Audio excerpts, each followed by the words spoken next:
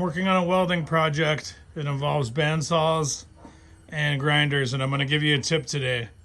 It's a really good tip, and it's going to save you a lot of problems. So I've been using grinders and stuff my whole life, and I've known this. And to this day, I still accidentally make this mistake sometimes. And you can too. It doesn't matter if you just started or you're just, 30 years into it. It doesn't really matter. You've got to be vigilant about this. Now look, I've got this grinder, and you're going to notice something right now. I was just grinding this. Here's my view. See that string? That's what this looks like.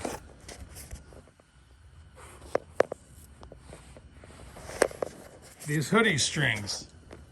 When you're grinding like this,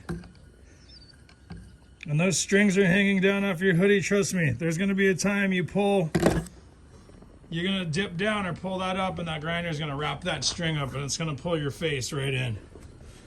It's going to yank your face right in there. And I'm just telling you right now, that's what that looks like. You don't want to do that. I just thought I'd throw that tip out there. Either cut your strings off or rip your strings off. Tuck them in. Honestly, you're better off cutting them off and just throwing them away. That's the tip. Take it for what it's worth.